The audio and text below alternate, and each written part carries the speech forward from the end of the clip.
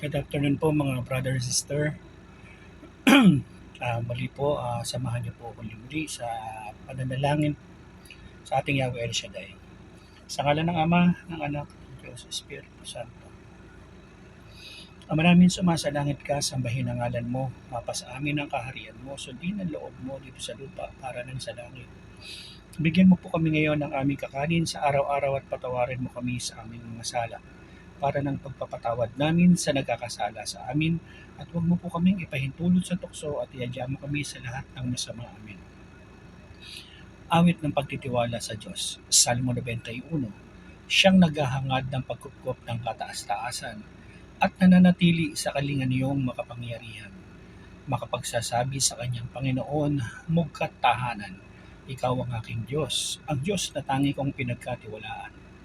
Ika'y ililigtas niya sa panganib sa umang ng bitag at kahit anumang mabigat na salot, hindi ka magdaranas.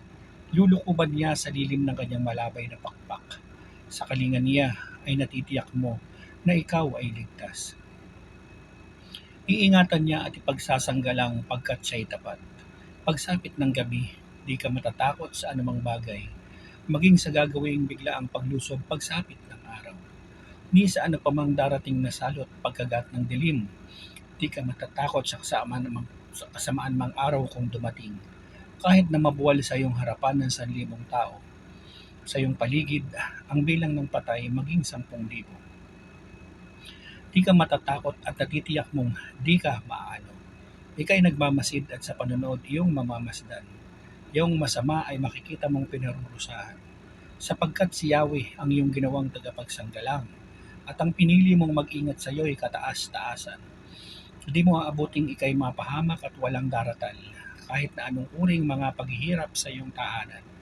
Susuguin niya ang maraming anghel, silang susubaybay. Kahit saan dako ikaw maparoon, tiyak iingatan. Sa kanilang palad ay itatayo ka at silang magtataas, nang hindi masaktan ang mga paa mo sa batong matalas. Kahit ang tapakan mo ay mga leon, ahas na mabagsik, di ka maaano sa mga serpiente at liyong mababangis.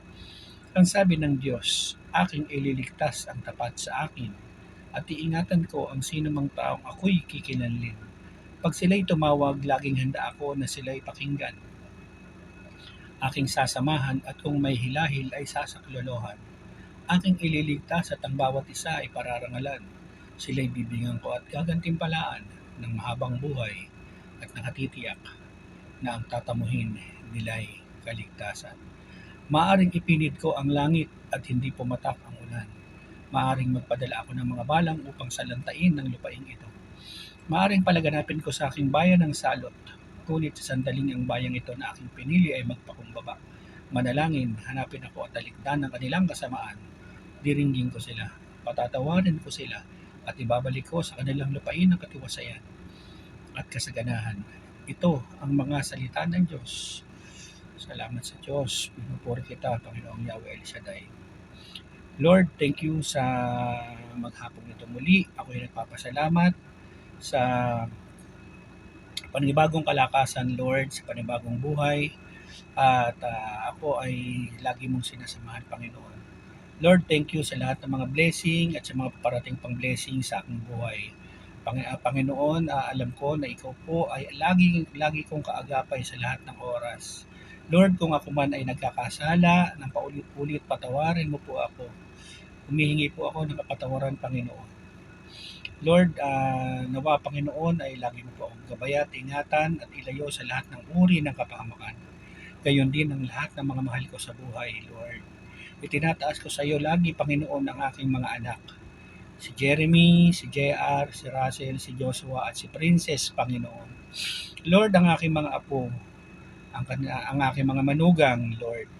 Lord, nawa ay pagpalain mo ang kanilang mga buhay, Panginoon. Ganon rin ang aking mga anak na si Jamila, Samuel, Ayesha at si Althea. Lord, pagpalain mo po ang kanilang buhay, Panginoon. Si Maricel, Panginoon, dalangin ko rin sa iyo, Panginoon, na samahan mo siya sa lahat ng kanyang mga desisyon na makakatulong para sa amin, Panginoon. Lord, ikaw na po ang bahala sa aking mga kapatid, si Ate Lo, si Gunildo, si Emel, Lord, ang kanilang mga anak, aking mga hipag, Panginoon, itinataas ko sa iyo, Panginoon. Gabayan at ingatan mo sila at ilayo sa lahat ng uri ng kapahamakan, Panginoon. Lord, ang tahanan namin, Panginoon, palutin mo ng iyong malaway na pakpak upang malayo sa lahat ng anumang masamang espiritu na nakakapinsala, Panginoon. Lord, dalangin ko rin sa iyo, Lord, na ang lahat ng aking mga suliranin sa buhay, samahan mo po ako na malutas ito, Panginoon. Ano man ang palayain mo rin ako, Panginoon, sa lahat ng aking mga pagkakautang. Lord, nawa ay pagkaloob mo ang pagpapala, Panginoon, upang malagpasan ko ang lahat ng mga pagsubok na dumarating sa aking buhay. Lord, dalangin ko rin sa iyo ang aking physical na pangangatawan, Panginoon. Lord, nawa ay pagalingin mo po ang lahat kong mga karamdaman sa katawan mula ulo hanggang talampakan, Panginoon. Lord, ikaw ang dakilang manggagamot, Panginoon, at ikaw ang Diyos noon, ngayon at magpakailanman. Kaya Lord, ikaw na po ang bahala sa lahat ng aking mga pangangailangan. Lord, samahan mo po ako palagi sa aking trabaho, Lord, at ilayo mo po ako sa kapahamakan, Panginoon. Lagi mo po akong ingatan. Lord, wala na po akong ibang hihilingin pa. Kaya ang lahat ng papurit, parangal, pasasalamat ay ibinabalik ko sa dakilang pangalan ng aming Panginoong Jesus. Amen and amen. Ang ngalan ng Ama, ng Anak, ng Diyos, sa Espiritu Santo. Thank you, Lord. Thank you, Jesus. Thank you, Yahweh El Shaddai. Amen and amen. Hallelujah, hallelujah, hallelujah.